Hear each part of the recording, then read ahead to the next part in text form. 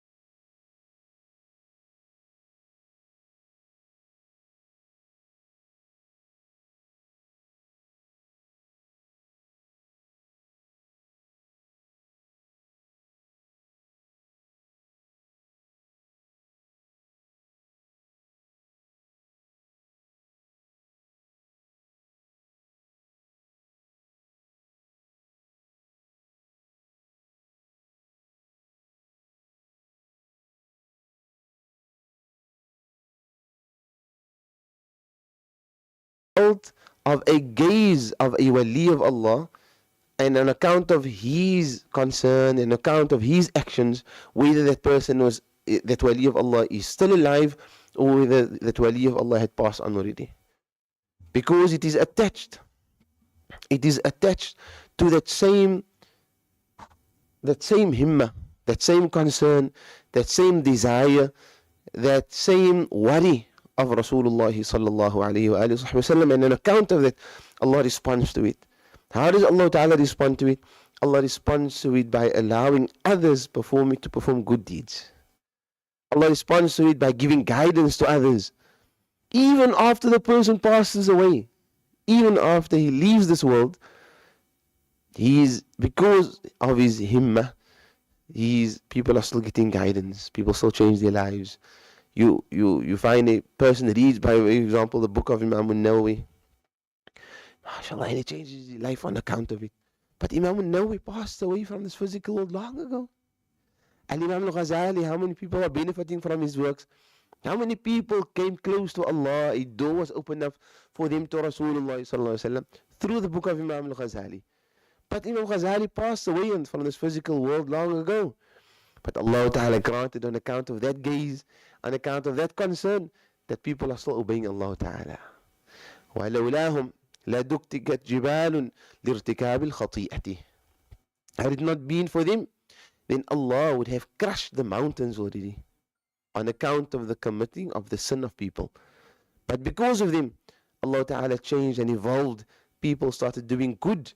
And by people doing good, Allah Ta'ala kept away the punishment. وهكذا الحبيب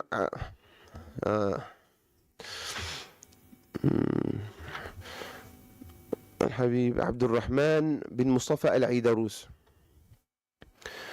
and one of the Balfaqis, and two others, they came together, وَتَعَاهَدُوا, and they took a pact to read the beginning of guidance of Imam al-Ghazali.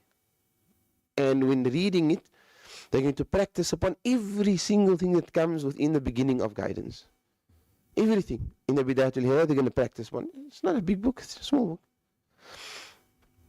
And they read it. And they practice. And they finished it within the Medina of Rasul, within the Masjid of Rasulullah sallallahu alayhi wasallam. After completing the book, each one of them saw Rasulullah sallallahu alayhi wasallam in a wakeful state. And Rasulullah sallallahu alayhi wasallam gave each and every one of them a gift. One, the Messenger of Allah subhanahu wa ta'ala granted him a book called Safina. He gave it to Al-Habib Abdul Rahman bin Mustafa Al-Aidarus, a Safina. This Safina book wasn't the Safina to Najah that you have, this ship of salvation that came long after. So this Safina, whenever he would open it, when istashkala alayhi amrun, whenever something is unclear to him, he opens it up, then he finds the answer there. He just opens out the book. If he's unsure about something, he opens out the book and the answer is there. Another one, the Messenger sallallahu alaihi wasallam gave him. This Habib Abdul Rahman bin Mustafa Al-Aidarus is buried in Masr. He's next to the maqam of Sayyidah Zainab. And another one of Balfaqis, he was buried in Indonesia. The Prophet sallallahu alaihi wasallam gave him a pot, and the Rasul sallallahu alaihi wasallam told him that just dish from it. There will always be food in it. Just dish. And he should give sadaqah. Just dish. There's always food in it. Another one, the Prophet ﷺ gave him a staff similar to the staff of Nabi Musa alayhi salatu wasalam. The point is, a part of what Rasulullah ﷺ gave them as gifts, how, on account of them practicing upon, acting upon actions within a book of Imam al-Ghazali, long after Imam Ghazali had passed on. And by them doing the good deeds, it opened up a door for them to Rasulullah sallallahu alaihi wasallam. So it was under the gaze of Imam Ghazali, under the concern of him, under the himmah, the care that Imam Ghazali had for his ummah.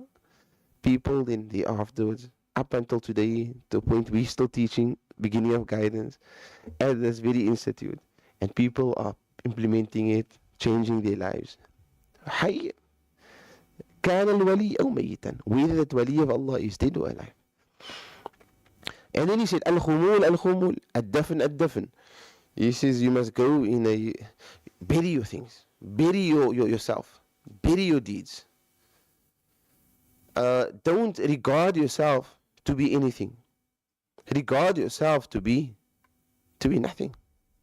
So he says, Ad-Dafn. And the person, he says, should go in a state of, almost in a state of inactivity in relation to himself. He should regard himself to be worthless. He should regard himself to be nothing.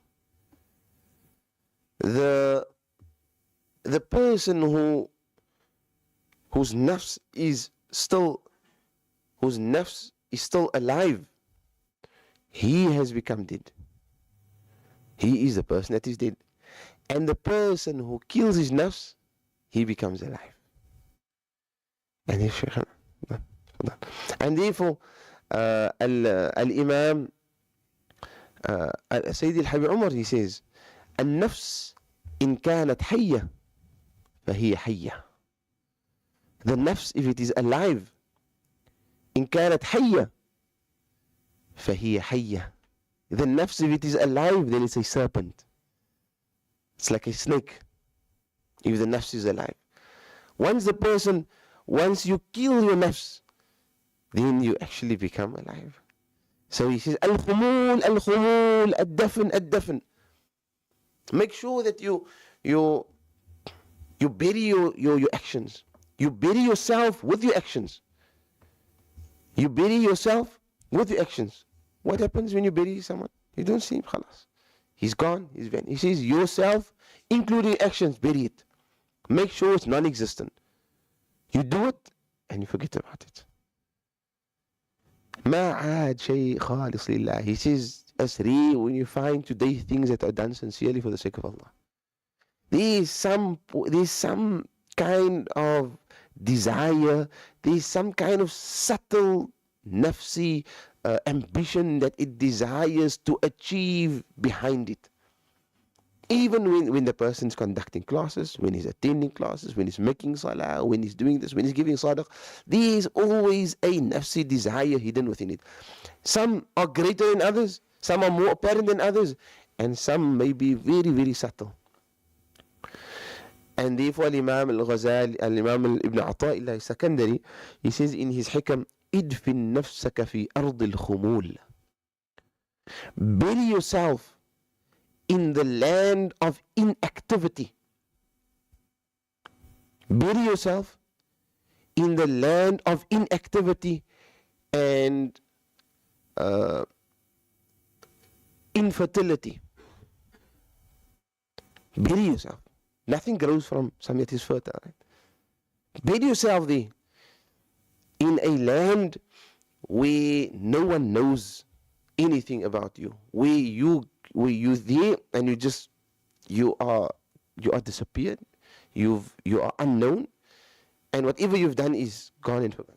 Then he says, فَمَا نَبَتَ مِمَّا لَمْ يُدْفَنْ لَا يَتِمُّ نِتَاجُهُ. Whatever you think can grow on account of it not being buried will eventually not harvest any fruits. If you did not bury it, it will not grow. So he says, bury yourself into those lands, because only by burying yourself the sprout will come. Only by burying yourself it will harvest fruits. It will benefit others. But if you take the seed and you just leave it there, expose it in front of everyone, put it on a rock, make sure everyone wants to see it, everyone sees it, لا يتم نتاجه. It won't benefit you, nor will it benefit anyone else. People will see, oh, there's a seed, yes. But that seed will remain a seed.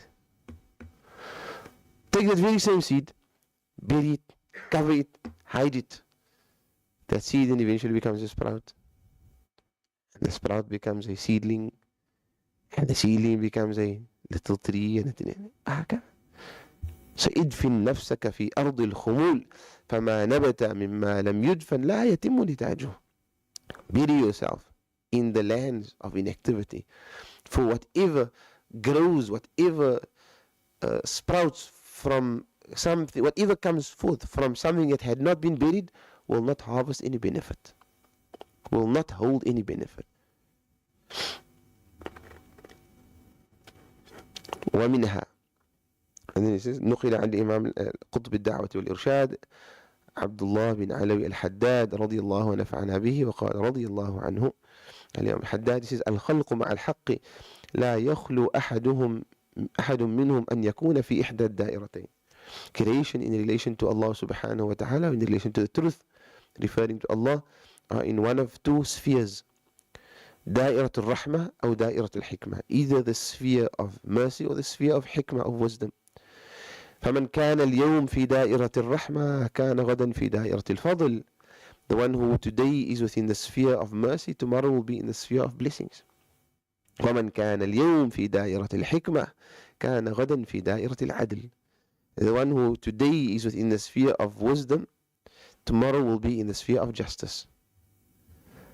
قيمة الإنسان عند أهل الدنيا ما يأخذه منهم. الإمام الحداد says, the value of a person in the sight of the people of dunya is to the extent of what he takes from them.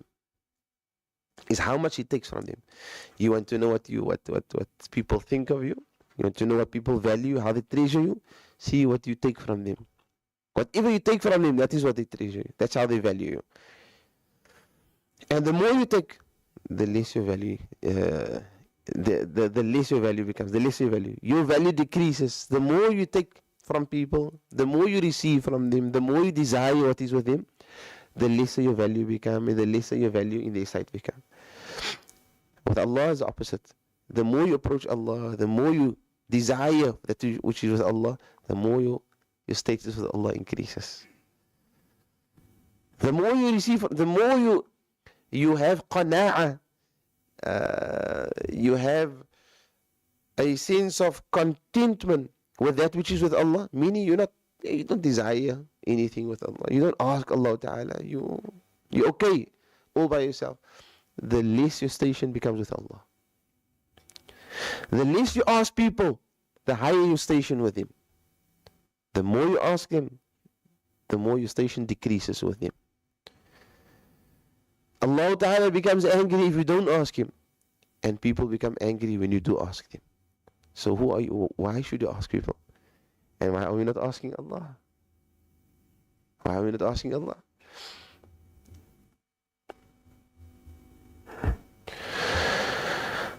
إذا أردت أن تستشير إنسانا فقدر أنه يشير عليك بمخالفة ما تحب فإن رأيت امتثاله وإلا فدع. We know that the Prophet ﷺ says, he spoke about the importance of istikhara. Istikhara is asking Allah subhanahu wa ta'ala, performing salah. 2 rak'ah salah, after performing the salah, the person makes a certain dua. And after the dua, in the dua, he's asking Allah, oh Allah, if this is good for me, for my deen, my dunya, my akhirah, then make it easy for me and grant it to me and place barakah within it. If it's not good for me, for my deen, for my dunya, my akhirah, keep it away from me and decree for me good, wherever good may be, and grant me to be pleased and satisfied with it. So that is your istikhara dua. After the salah, you make the dua and you name what it is that you're asking Allah to guide you towards, and you leave it for Allah Ta'ala to guide you. One of the other advices is also to consult people, that you trust their opinion, which is called istishara. So istikhara is one thing, and istishara is another, and it is approaching people of piety, people that you trust their opinion, people that give you sincere advice to advise you. What do they feel about this? Because Allah Ta'ala places the haqq within the hearts and the tongues of others to assist you and to guide you. But is it just like that? Can I just go to anyone anytime? I have something, I'm unsure, should I do this, should I do that? So I just go to a person. Should I get married now? Should I get married later? Should I buy this car? Should I not buy it? Should I take this job? Should I not? I'm uncertain. What do I do? Now I go to the person. I have this opportunity to start this business or to buy this car or to travel. Do I? Don't I? What do you think? He says, if you want to consult a person, the first thing that you need to do is apply your mind to the following scenario. First, apply your mind. Imam al-Haddad says the following scenario. Haji Idris, I want to do so and so. Apply your mind without speaking to him yet. I want to do so and so. What do you think? Should I? Should I not? In your mind, play out this following scenario. If he tells me that I shouldn't do that which I incline towards, will I still follow his advices or not? So, مثلا now, for example, get married now, or do I get married or do I study? So I'm going to speak to X, and my heart is slightly inclined towards studying, مثلا. I'm not getting, I will first finish my studies and not focus on marriage now. If I go to X and he tells me, no, leave your studies and get married, will I follow? Well, am I willing to follow his advices or not? He says, فقدر أنه يشير عليك بمخالفة ما تحب. In your mind, present to yourself the fact that he is telling you to do contrary to that which you actually want to hear. What you want to hear, him telling you, think of him telling you contrary to that, the opposite of what you want to hear. And then you ask yourself, are you going to follow his advices or not? If you are going to follow his advices, then consult him. Otherwise, then don't consult. Otherwise, don't consult. Because the khair is placed in, Allah places the khair in the istishara. And if you go contrary to the istishara, then you go contrary to that which is best. So best, don't consult. Even though that person, when he advises you, he maybe don't understand the full context as to why you feel the way you feel. He doesn't know But Allah will put the best on account of him saying it. Allah will put barakah within it. So if you're asking, don't ask just for the sake of asking. Ask because you sincerely want to take the advices of the person that you're asking, that you're approaching, that you're seeking advice from seriously. And if it is that you're asking him and your nafs is telling you, I actually want him to say that. If he's not going to say it, I'm not going to follow his advices. Khalas, then don't ask. Don't ask. In fact, Shaykh Ali Juma was mentioning, he was saying that istikhara is only really accurate or fruitful if you are not inclined towards any of the two options. It must be like a 50-50. Once you incline towards the one option, then it is only natural that your heart will be attached more to the one than the other. And you will tend to see things and hear things and see signs that may not necessarily be there simply because your heart is inclined to that. So your heart is, most of the time, like Shaykh Ali Jumai says, most of the time istikhara doesn't happen through dreams. Your answer for your istikhara doesn't happen through dreams. It happens, the most of the time it is one of two things. Either Allah subhanahu wa ta'ala grants your heart contentment towards that, what you want to do, or Allah opens up the path for you to that. He makes it easy for you and He closes the path to the other option.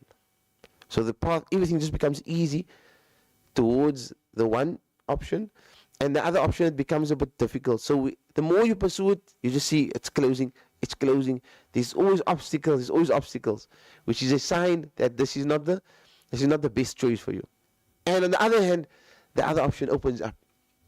Now, if you use the same example, you approach the girl, you say, inshallah, I speak to my daddy, or you speak to the father, you say, inshallah, I speak to my daughter. Like, no one, you don't get back to you within a week. You contact again, you say, no, the father is overseas. When he comes back, inshallah, he'll get back to you. Next time, sorry, we had a janazah in the family, so we didn't get to have that sitting. And the more you're approaching it, there's just one obstacle after the other. On the other hand, you get a letter from the university says, we have accepted your registration. We've accepted you in the university, and maybe get a letter of approval, or you get a sponsorship, or a bursary, whatever it may be. So the one avenue is closing, the other avenue is opening. As it is, that he says is a sign. But if the person's heart is more inclined towards the one than the other, then it's because of his love for it, it will blind him from seeing certain signs. They say like حُبُّكَ لِلشَّيْءِ يُعْمِي وَيُصِمْ. Your love for something causes you to become blind and deaf to it. So you don't see the signs. مَحَّطَّنِ النُّصْحَ لَكِنْ لَسْتُ أَسْمَعُهُ إِنَّ الْمُحِبَّ عَنِ الْعُذَّالِ فِيهِ صَمَمِ. You've given me advice all the time, but I'm not hearing your advice because when I love something, I become deaf to what I love. That man is not a good man. That girl is not. All he sees is mashallah.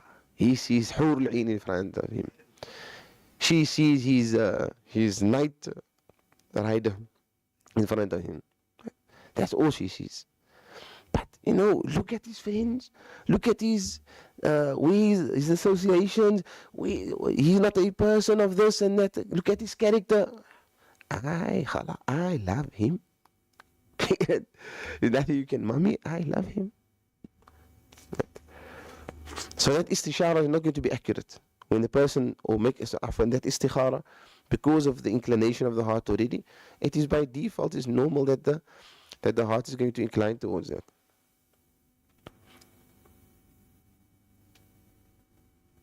رأي الإنسان فرع علمه وعقله فلا ينبغي أن يضعه عند من لا يأخذ به. نعم, we'll stop there إن شاء الله بإذن الله سبحانه وتعالى.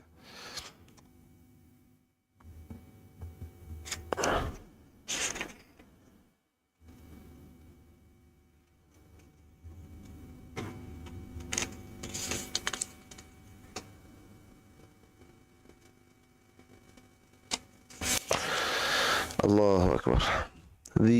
Our brothers at the Shadili Zawiya, they have the Shaykh that is visited him, the two sons of Shaykh Hazim Abu Ghazala,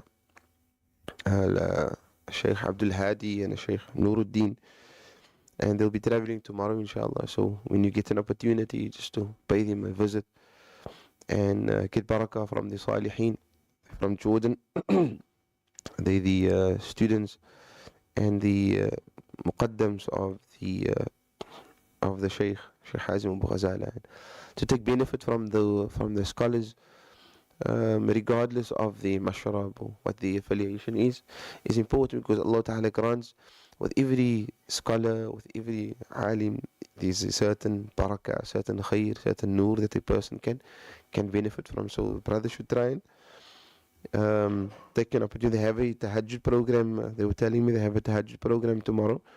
In fact, they had it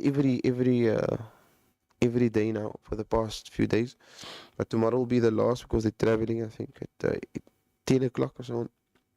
So tomorrow inshallah will be the last program. If you get an opportunity inshallah just to greet him, then do so bi'idhnillah subhanahu wa ta'ala. Allah grant us to benefit from the Salihin. I mean, yeah, the Zawiyah in Lansdowne Road. Ameen ya Rabbal Alameen. They're busy discussing the Shama'il of Imam al-Tirmidhi, or Shama'il of the Prophet sallallahu alayhi wa sallam. Naam. Allahu Akbar. Fatiha.